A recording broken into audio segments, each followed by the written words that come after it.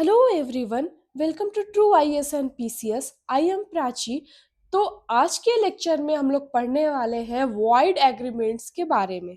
Void agreements कैसे हो जाता है, कैसे किया जाएगा, क्या क्या कंडीशंस होंगे किसी भी एग्रीमेंट को वॉइड करने के लिए। Agreement not enforceable by law, वो एग्रीमेंट जो कि लॉ के द्वारा इन्फोर्स नहीं हो सकते हैं। वो एग्रीमेंट जो कि लॉ के द्वारा इन्फोर्स नहीं कराए जा सकते हैं उसे वॉइड एग्रीमेंट कहा जाएगा। वो वॉइड कर दिया जाएगा। कौन कौन से एग्रीमेंट लॉ के द्वारा इन्फोर्स नहीं हो सकते अंडर इंडियन कॉन्ट्रैक्ट एक्ट? पहला, section 24, agreement unlawful in part. अगर कोई भी एग्रीमेंट करते हैं, जैसे इतना बड़ा हमने एग्रीमेंट किया, इतना बड़ा एग्रीमेंट हुआ, इस एग्रीमेंट में बहुत सारी चीजें लिखी गई हैं। इतने लंबे एग्रीमेंट्स में बहुत सारी चीजें लिखी गई हैं। इसमें से कुछ चीजें जो है वो की जा सकती है, परफॉर्म किया जा सकता है, सही है। लेकिन कुछ चीजें ऐसी हैं जिसे परफॉर्मेंस नहीं किया जा सकता, या तो इम्पॉसिबल है या तो लॉ को वॉयलेट कर रहा है। किसी भी ऐसा कोई ऐसा कंडीशन यहाँ अराइज हो जा रहा है जिस वजह से इतना जो पार्ट है एग्रीमेंट का वो परफॉर्म नहीं किया जा सकता। तो वो एग्रीमेंट जो कि अनलॉफुल है पार्ट में, अनलॉफुल जो ये हिस्सा हो गया, उसे वॉइड किया जा सकता है। इस तरह का अगर एग्रीमेंट है जो अनलॉफुल इन पार्ट है तो उसे वॉइड किया जा सकता है। एग्रीमेंट विदाउट कंसिडरेशन, ये तो हम लोगों ने ऑलरेडी बहुत बार डिस्कस किया है कि कोई भी एग्रीमेंट या कोई भी कॉन्ट्रैक्ट बिना कंसिडरेशन के अगर किया जाता है तो वो कभी भी वैलिड कॉन्ट्रैक्ट या एग्रीमेंट नहीं हो सकता। उसी तरह अगर एग्रीमेंट बिना कंसिडरेशन के किया जाता है, एग्रीमेंट में अगर लैक ऑफ कंसिडरेशन है, अंडर सेक्शन 25 यही बात कहता है, अगर एग्रीमेंट में लैक ऑफ कंसिडरेशन है, विदाउट कंसिडरेशन एग्रीमेंट किया जा रहा है, इस तरह का एग्रीमेंट वॉइड माना जाएगा। Agreement in restrain of marriage, ऐसा कोई भी एग्रीमेंट, ऐसा कोई भी समझौता, ऐसा कोई भी करार अगर हो रहा है जिसमें किसी की मैरिज से रिलेटेड, मैरिज सेरेमनी से रिलेटेड चीजों को रिस्ट्रेन किया जा रहा है, रिस्ट्रेन ऑफ मैरिज किया जा रहा है, जो कि बात करता है अंडर सेक्शन 26। अगर ऐसा कोई भी एग्रीमेंट हो रहा है जो कि मैरिज को रिस्ट्रेन कर रहा है किसी भी फॉर्म में, किसी भी तरीके से, तो इस तरह का एग्रीमेंट वॉइड होगा। इसको हम लोगों ने ऑलरेडी लीगैलिटी ऑफ ऑब्जेक्ट में डील किया था। Agreement in restrain of trade, ऐसा एग्रीमेंट हो रहा है जो कि ट्रेड को रिस्ट्रेन कर रहा है, रोक रहा है किसी भी तरीके से। ट्रेड को मतलब व्यापार को अगर रोकने वाला कोई भी, व्यापार को अगर रोकने वाला कोई भी एग्रीमेंट किया जा रहा है जहां पे आपका राइट टू ट्रेड को रिस्ट्रेन किया जा रहा है, उसे भी वॉइड माना जाएगा। Agreement in restrain of legal proceedings, इसे भी हम लोगों ने ऑलरेडी डील किया था लीगैलिटी ऑफ ऑब्जेक्ट में, ट्रेड को भी और लीगल प्रोसीडिंग को भी। अगर कोई भी आपको रोकता है कोर्ट में केस फाइल करने से, ऐसा एग्रीमेंट जो कि आपको रोक रहा है कोर्ट में केस फाइल करने से, इस तरह का एग्रीमेंट का कोई मतलब नहीं है, वो वॉइड होगा इस तरह का agreement. Agreement meaning not clear, ऐसा एग्रीमेंट हम लोगों ने करके रखा है, अच्छा खासा सबका कंसेंट था एग्रीमेंट में, दोनों पार्टी का अच्छा प्रॉपर पूरा कंसेंट था, सिग्नेचर था, सब कुछ कंडीशन फुलफिल थे, एग्रीमेंट के सारे कंडीशंस, कॉन्ट्रैक्ट के सारे कंडीशंस फुलफिल थे, लेकिन उसकी जो मीनिंग थी, वो क्लियर नहीं था कि क्या कहना चाह रहा है ये एग्रीमेंट। अगर वो क्लियर नहीं था तो इस तरह का अगर कोई भी एग्रीमेंट होता है तो उसे क्या माना जाएगा, उसे भी वॉइड ही माना जाएगा अंडर सेक्शन 29। अब है वेजरिंग एग्रीमेंट, अगर कोई भी एग्रीमेंट वेजरिंग एग्रीमेंट है तो उसे भी वॉइड माना जाएगा। ये तो बहुत डिटेल में हम लोग पढ़ेंगे।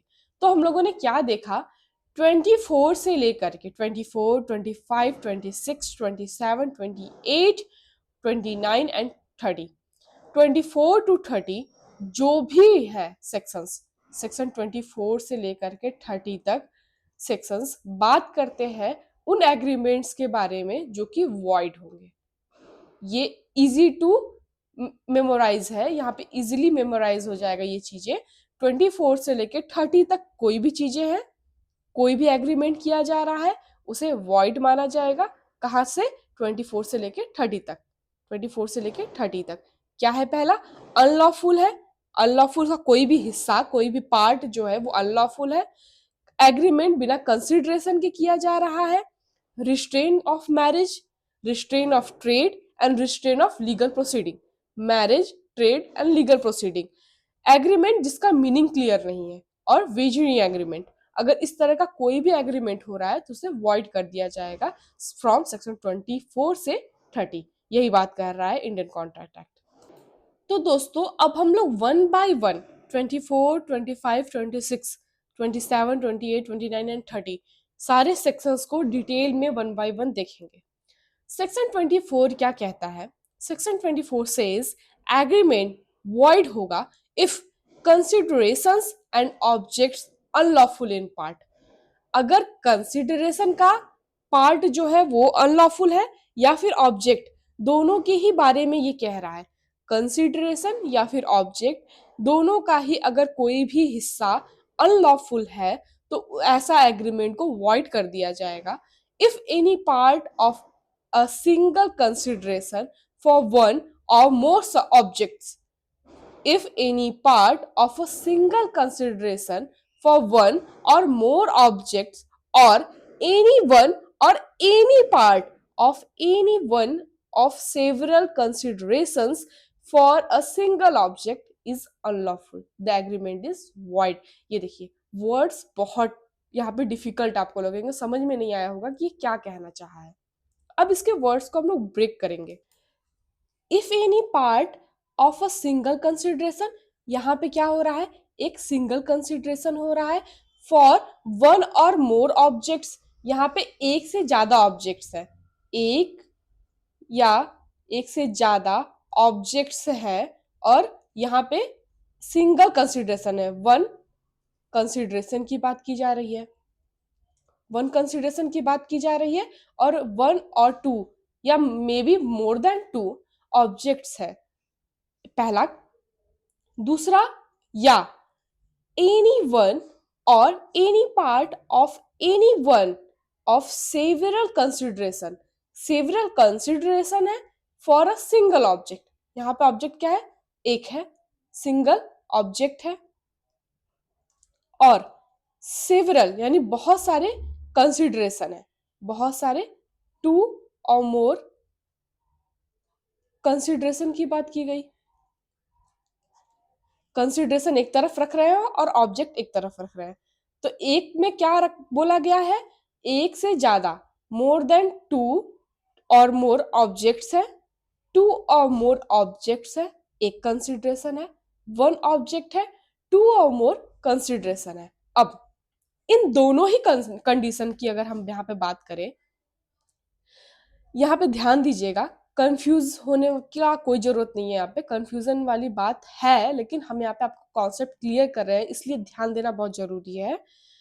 यहाँ पे दो या दो से ज्यादा ऑब्जेक्ट है। अगर दो या दो से ज्यादा ऑब्जेक्ट है, हम ऐसा मानते हैं ये एक ऑब्जेक्ट है, ये दूसरा ऑब्जेक्ट है। एक जो ऑब्जेक्ट है ये किसी भी तरीके से अनलॉफुल हो गया, एक जो ऑब्जेक्ट है वो किसी भी तरीके से अनलॉफुल हो गया, दूसरा ऑब्जेक्ट जो था वो अभी भी लॉफुल है। दूसरा ऑब्जेक्ट अभी भी लॉफुल है। ये पहला कंडीशन की हम बात कर रहे हैं, जहां पे दो या दो से अधिक ऑब्जेक्ट है, दो या दो से अधिक ऑब्जेक्ट है। यहाँ पे एक कंडीशन जो है वो अनलॉफुल हो गया, दूसरा अभी भी लॉफुल है ऑब्जेक्ट। और कंसिडरेशन तो यहाँ पे एक ही है, कंसिडरेशन तो एक ही है यहाँ पे, ठीक है। अब इसमें अगर एक हिस्सा अनलॉफुल हो गया, अनलॉफुल हो गया, तो उसे क्या कर दिया जाएगा? एग्रीमेंट को वॉइड कर दिया जाएगा।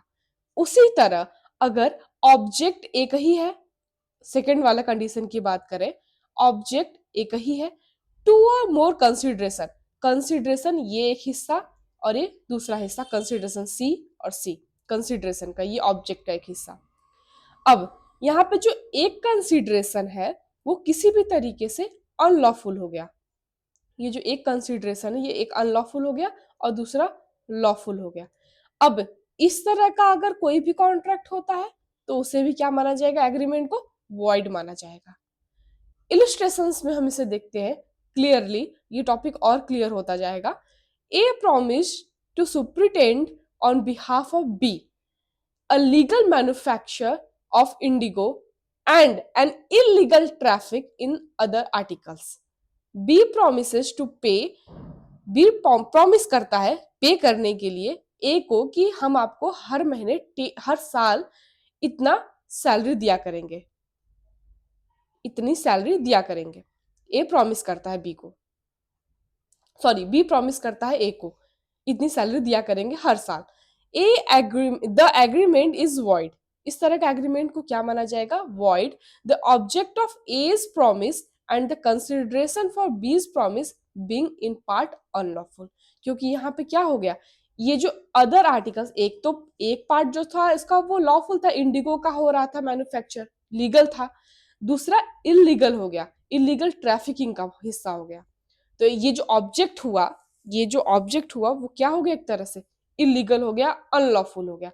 अगर कोई भी ऑब्जेक्ट अनलॉफुल हो जाता है, कोई भी हिस्सा उसका एक पार्ट अनलॉफुल हो जाता है तो वो क्या हो जाएगा, पूरी तरह से एग्रीमेंट वॉइड हो जाएगा। यहाँ पे आपको समझ में आया होगा कि क्या हुआ। इसका एक बहुत अच्छा एग्जाम्पल देते हैं आपको, ये टॉपिक बहुत अच्छे से क्लियर हो जाएगा किस तरीके की यहाँ पे बात कह रहा है। जैसे आप ये समझिए, ये एक ए है जो लड़की है, ठीक है, नहीं इसको ए को हटाते हैं, यहाँ पे गर्ल ही लिखते हैं, ये गर्ल है और एक ये बॉय है, ठीक है। ये लड़की ये ऑफर रखती है कि हम आपसे शादी तभी करेंगे, ये जो बॉय है इससे शादी तभी करेगी, ये जब शादी तभी करेगी जब ये बॉय अपनी महीने की सारी सैलरी बिना खर्च किए ला करके इसे देगा। पूरी सैलरी अगर ला के देगा तो ही ये इससे शादी करेगी। इस तरह का इन दोनों के बीच में एग्रीमेंट होता है, फिर शादी भी हो जाती है। शादी के बाद ये बॉय जो है ये कुछ दिन तक तो भाई सैलरी देता है, बाद में सैलरी पूरी रखना बंद कर देता है। अब ये गर्ल जो है ये जाती है कोर्ट और ये कहती है कि ये एग्रीमेंट को वॉइड कर दिया जाए, एग्रीमेंट को इन्फोर्स कराया जाए, सॉरी एग्रीमेंट को इन्फोर्स कराया जाए जो कि इसने कर रखा था बॉय के साथ कि ये अपनी सैलरी इसे पूरा दिया जाए, दिया करे, अदरवाइज ये इसे मैरिज ब्रेक कर लेगी। अब कोर्ट क्या करेगी, क्या मैरिज ब्रेक होने देगी, नहीं, क्योंकि इसका एक हिस्सा लीगल है, एक हिस्सा लीगल यहाँ पे है, क्या, इनका मैरिज, इनकी जो मैरिज है वो लीगल है। दूसरा हिस्सा अगर लड़का पूरी सैलरी से नहीं दे पा रहा है तो कोर्ट इस बेसिस पे इस सैलरी ना देने के लिए केवल इनका मैरिज जो है वो पूरी तरह से ब्रेक नहीं कर देगी। कोर्ट में भी मेंटेनेंस दिलवाए, लेकिन पूरी सैलरी ना देने के लिए ये मैरिज ब्रेक नहीं हो सकता। तो अगर एक हिस्सा ये लॉफुल है और दूसरा हिस्सा अनलॉफुल है तो कोर्ट चाहे तो ये अनलॉफुल हिस्सा को निकाल करके, इस अनलॉफुल वाले हिस्से को निकाल करके इस लॉफुल हिस्से को इन्फोर्स करा सकती है। ये लॉफुल हिस्सा है, ये अनलॉफुल हिस्सा है। कोर्ट चाहे तो इस अनलॉफुल वाले हिस्से को निकाल करके ये जो लॉफुल हिस्सा है इसे इन्फोर्स करा सकती है, इसे वॉइड नहीं करेगी, इस अनलॉफुल हिस्से को वॉइड कर देगी। मीन्स ये जो लड़की ने इसके साथ कॉन्ट्रैक्ट किया था, एग्रीमेंट किया था कि अगर तुम हमें महीने की सैलरी ला के दोगे तभी हम शादी करेंगे, तो ये जो महीने की सैलरी वाला हिस्सा है उसे कोर्ट ने क्या माना, एक तरह से अनलॉफुल माना, उसे निकाल दिया। मैरिज को क्या माना, लॉफुल माना, उसे रखा यहाँ पे रखा रहा, कोर्ट ने उसे कंटिन्यू कराया मैरिज को।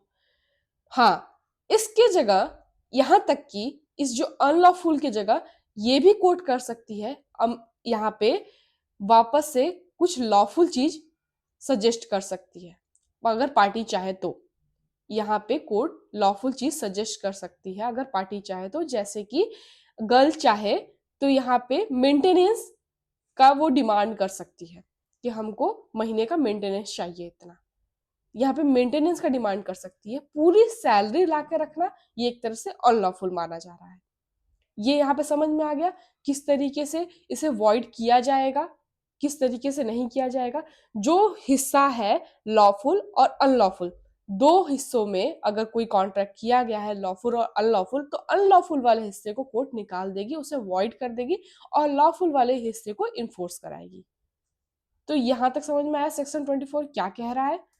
इसके बाद हम लोग देखेंगे section 25, agreement without consideration. Agreement without consideration void माना जाता है। ये हम लोगों ने ऑलरेडी देख रखा था कि एग्रीमेंट अगर कंसिडरेशन का वहां पे लैक है तो उसे वॉइड माना जाएगा unless it is in writing and registered. अगर वो राइटिंग और रजिस्टर्ड है or is a promise to compensate for something done or is a promise to pay a debt barred by limitation law. देखिए यहाँ ये कह रहा है कि कोई भी एग्रीमेंट होगा, उसे अगर वो कोई भी एग्रीमेंट बिना कंसिडरेशन के किया जाता है तो उसे वॉइड माना जाएगा। लेकिन लेकिन उसके कुछ एक्सेप्शंस है। ये तो क्लियर है कि एग्रीमेंट अगर कंसिडरेशन के बिना किया जाएगा तो उसे वॉइड ही माना जाएगा, लेकिन उसके कुछ एक्सेप्शंस है। उसके 3 एक्सेप्शंस है। अगर उस 3 एक्सेप्शंस के अंदर वो फॉल करता है तो वो वॉइड नहीं होगा, अदरवाइज वो वॉइड हो जाएगा एग्रीमेंट। पहला एक्सेप्शन कौन सा है इसका? It is expressed in writing and registered under the law for the time being in force for the registration of documents and is made on account of natural love and affection between the parties standing in a near relation to each other। Means कह रहा है अगर parties जो है वो in natural love and affection में कोई भी एग्रीमेंट करती हैं, नेचुरल लव एंड अफेक्शन में कोई भी एग्रीमेंट होता है पार्टीज के बीच में, तो इस तरह का एग्रीमेंट को वॉइड नहीं मानेंगे अगर कंसिडरेशन नहीं है तो। क्यों? क्योंकि वहां पे लव एंड अफेक्शन में किया गया एग्रीमेंट है। Second exception, it is a promise to compensate wholly or in part a person who has already voluntarily done something for the promiser or something which the promiser was legally compellable to do or unless। Means second क्या कह रहा है, अगर अगर यहाँ पे जो व्यक्ति है, जो भी प्रॉमिसर है, वो ऑलरेडी प्रॉमिसी से कुछ ले चुका है। मीन्स प्रॉमिसी ने ऑलरेडी कुछ भी प्रॉमिसर को पे कर दिया था या उसके लिए कुछ किया था पहले, पास्ट एक्ट, कोई भी पास्ट एक्ट प्रॉमिसी ने किया था प्रॉमिसर के लिए, उसके बदले में प्रॉमिसर कोई काम कर रहा है।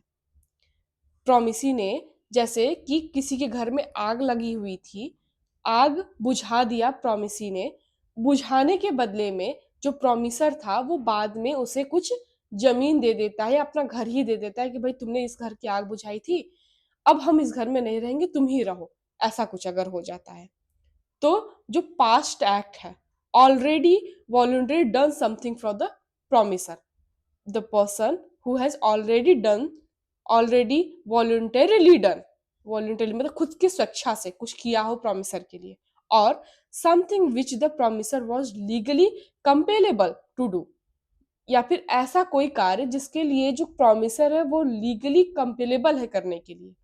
मीन्स इसको हम ऐसा लिख सकते हैं यहाँ पे कोई past act of promisee, promisee का कोई पास्ट एक्ट किसके लिए? प्रॉमिसर के लिए है। क्या हुआ?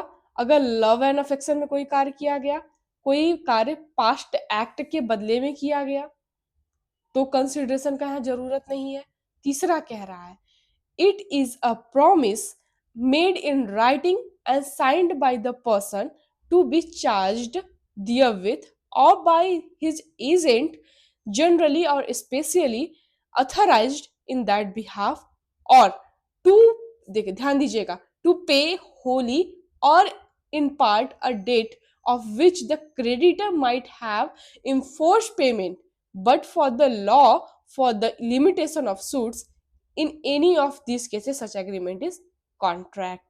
मीन्स कह रहा है ये सिचुएशन जो है, ये एक तरह से कौन सा सिचुएशन है, थर्ड वाला, टाइम बार्ड डेप्ट, टाइम बार्ड डेट का सिचुएशन है। अगर इन तीन सिचुएशन के अंदर फॉल कर रहा है तो ऐसे एग्रीमेंट जिसमें कंसिडरेशन का अगर लैक भी है और वो जो एग्रीमेंट है वो इन तीन सिचुएशन के अंदर फॉल कर रहा है, means natural love and affection में किया गया है, पास्ट एक्ट के बदले में किया गया है, या फिर टाइम बार डेट है, टाइम बार डेट है, तो इस तरह का कोई भी एक्ट होता है, कोई भी एग्रीमेंट होता है, तो उसे उस तरह के एग्रीमेंट को वॉइड नहीं माना जाएगा, उसमें लैक ऑफ कंसिडरेशन को काउंट नहीं किया जाएगा। अब इसके इलस्ट्रेशंस देखते हैं ताकि ये टॉपिक और क्लियर होता जाए कि क्या है। First is A promises for no consideration. A promise करता है और कोई कंसिडरेशन भी नहीं लेता है। किस किस बात का प्रॉमिस? बी को प्रॉमिस करता है टू गिव ₹1000, 1000 उसे देता है और बदले में कोई कंसिडरेशन नहीं लेता। तो कोई कंसिडरेशन नहीं ले रहा है, ना ही वो टाइम बार्ड का कंडीशन था, ना ही पास्ट एक्ट कोई था इन लोगों का, और ना ही नेचुरल लव एंड अफेक्शन में कोई भी कार्य किया गया था, ना ही ए और बी के बीच में ऐसा कोई नेचुरल लव एंड अफेक्शन था। तो अगर इन तीनों सिचुएशन में फॉल नहीं किया, it means that is a void agreement, ऐसा एग्रीमेंट वॉइड होगा। इसे इलस्ट्रेशंस को ध्यान से देखिएगा क्योंकि इस पे बेस्ड क्वेश्चंस आते ही रहते हैं। बी कह रहा है A for natural love and affection. अब यहाँ पे क्या प्रेजेंस हो गया, यहाँ पे किसका? नेचुरल लव एंड अफेक्शन का। Promises to give his son B ₹1000। अब यहाँ पे A natural love and affection में अपने बेटे को कुछ पैसे देता है, नेचुरल लव एंड अफेक्शन में अपने बेटे को कुछ पैसे देता है। A put his promise to B into writing and register it, write भी करता है और रजिस्टर भी कराता है। ये क्या हो गया? ये कॉन्ट्रैक्ट बन गया, ये वॉइड नहीं माना जाएगा क्योंकि यहाँ पे देखिए यहाँ इसका प्रेजेंस हो गया। सी कह रहा है A finds B's purse and give it to him. A B का खोया हुआ पर्स मिलता है, ए को बी का खोया हुआ पर्स मिलता है और ए ले जाकर के उसे वापस दे देता है, give it to him. B promises to give A ₹50। अब देखिए यहाँ पे क्या आ रहा है, अब बी उसे पैसे दे रहा है, ए ने खोया हुआ पर्स ला करके बी का दे दिया उसे। अब बी ने प्रॉमिस किया कि हम तुम्हें ₹50 जरूर देंगे इसमें से बाद में। जब बी उसे देगा तो ये क्या हो गया? एक तरह से कॉन्ट्रैक्ट हो गया, बिकॉज यहाँ पे पास्ट एक्ट था, ए का एक्ट था ना, ए के एक्ट की वजह से ही बी ने पैसे दिए, तो यहाँ पे भी कंसिडरेशन प्रेजेंस हो गया एक तरीके से। D A supports B infant son. A supports B's infant son. B promises to pay A's expenses in so doing. यहाँ पे भी क्या हो गया? एक तरह से कंसिडरेशन का प्रेजेंस हो गया। ए ने बी के छोटे बच्चे का सपोर्ट किया, जब उसका सपोर्ट किया तो उसके बदले में बी ने उसे प्रॉमिस किया कि मैं तुम्हें इसका खर्चा दूंगा, जो भी एक्सपेंसेस लगे होंगे उसका मैं वो तुम्हें दे दूंगा। ये क्या हो गया? एक तरीके से ये भी कॉन्ट्रैक्ट हो गया। E A owes B ₹1000 but the debt is barred by limitation act. A signs a written promise to B ₹500 on account of the debt. ये भी क्या हो गया? एक तरह से कॉन्ट्रैक्ट हो गया। यहाँ क्या कह रहा है? ए ने बी से ₹1000 का उधार लिया, but the debt is barred by limitation act. ये जो उधार लिया वो धीरे धीरे लिमिटेशन एक्ट से भी बाहर निकल गया। ये उधार लिमिटेशन एक्ट हम लोग पढ़ेंगे, इसे बहुत डिटेल में, बहुत अच्छा एक्ट है। लिमिटेशन एक्ट से बाहर निकल गया इनका उधार। अब ये जो उधार लिया था ए ओज बी, ए ने जो बी से उधार लिया था अब बी उसका क्लेम कर नहीं सकता उस 1,000 रुपए का, लेकिन ए साइन अ रिटर्न प्रॉमिस। ए अच्छा आदमी था, कहता है ठीक है भाई, भले लिमिटेशन एक्ट से बाहर निकल गया है हमारा टाइम पीरियड, लेकिन मैं प्रॉमिस करता हूं कि मैं आपको 500 रुपए दूंगा, 500 रुपए दूंगा। तो अब ये जो नया प्रॉमिस हो गया, ये क्या हो गया, एक तरह से ये एक तरीके से कॉन्ट्रैक्ट बन गया। अब इसे एक जरा सा ध्यान से देखिएगा, इसमें समझने वाली चीज क्या है।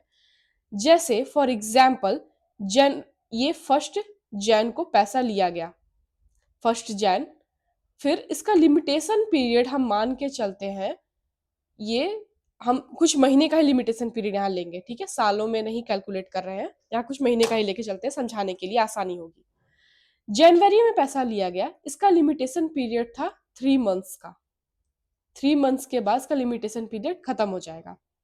तो जनवरी में पैसा लिया गया, उसके बाद ये वापस इसका जनवरी फरवरी मार्च, ये हो गया 1 मार्च, ठीक है, ये 1 मार्च होगा या फिर 1 अप्रैल, यहाँ पे होगा 1 अप्रैल। तो 3 महीने का लिमिटेशन पीरियड लिया गया। अब ए का जो लिमिटेशन पीरियड था वो 1 अप्रैल को निकल जाता है। अब जो ए ने पैसा लिया था बी से, अब बी उसका क्लेम नहीं कर सकता कोर्ट में जाकर के कि हमारा ए पैसा वापस दे। पैसा लिया गया, लिमिटेशन पीरियड 1 जनवरी से लेकर के 1 अप्रैल तक का था, ये निकल गया। अब बी के पास ये भी राइट नहीं है कि वो खुद का पैसा जा करके कोर्ट में ले सके ए से। तो अब ए था अच्छा आदमी, ए ने कहा ठीक है भाई, आज भले ही 1 जून हो गया हो, 1 जून हो गया हो, लेकिन फिर भी मैं पैसा लौटाऊंगा, लेकिन ₹500 वनली। ए यहां तक की बात कहता है। तो अब जैसे ही ये 1 जून को ए ने ये ₹500 को देने की रिटर्न, रिटर्न भी और साइन भी, लिख करके और साइन करके, अगर जिस समय ए ने ये बात कहा 1 जून को, उसी समय से ये कॉन्ट्रैक्ट बन जाता है, उसी समय ये नया कॉन्ट्रैक्ट बन जाएगा जिस समय ए ने ये बात कहा। एफ क्या है, A agrees to sell a horse worth ₹1,000 for ₹10. A's consent to the agreement was freely given. The agreement is a contract notwithstanding the inadequacy of the consideration. क्योंकि हमने ऑलरेडी देख के रखा है यहाँ पे कंसिडरेशन का, अगर भले ही 1,000 रुपए की चीज है, वो अगर 10 रुपए में दे दी जा रही है, अगर कोर्ट की नजर में वो सही है, अगर प्रोमिसर को वो पसंद है, उसको उतना ही चाहिए, अगर पार्टीज में कंसेंट है इस चीज को लेकर के, भले ही 10 रुपए में लिया जा रहा है 1,000 की चीज को, भले ही वो इनएडिक्वेट है, उसे वैलिड माना जाएगा। हमने इस चीज को बहुत अच्छे से पढ़ रखा है कंसिडरेशन वाले टॉपिक में। जी क्या कह रहा है, A agrees to sell a horse of ₹1,000 for ₹10. A denies that his consent to the agreement was freely given. The inadequacy of consideration is a fact which the court should take into account in considering whether or not A's consent was freely given. अब यहाँ पे क्या हो गया, यहाँ पे free consent का अगर लैक हो रहा है, अगर फ्री कंसेंट का लैक हो रहा है, या कोर्ट की नजर में ऐसा है, कोर्ट को ऐसा लग रहा है कि वो इनएडिक्वेट था, इन दोनों ही कंडीशन में यहाँ पे कंसिडरेशन को नहीं माना जाएगा, कंसिडरेशन ऐसा माना जाएगा कि दिया ही नहीं गया, तो यहाँ पे कॉन्ट्रैक्ट नहीं माना जाएगा। कोर्ट की नजर में अगर वो सही है, भले ही वो 10 रुपए का दे रहा है कंसिडरेशन 1,000 रुपए के जगह पे, कोर्ट की नजर में सही है, अगर पार्टीज एग्री कर रहे हैं, फ्री कंसेंट है, तो वो सही है कंसिडरेशन।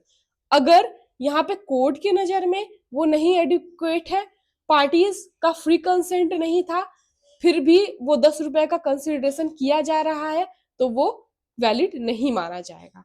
आई होप दोस्तों आपको section 24 and 25 of Indian contract act clear हो गया होगा।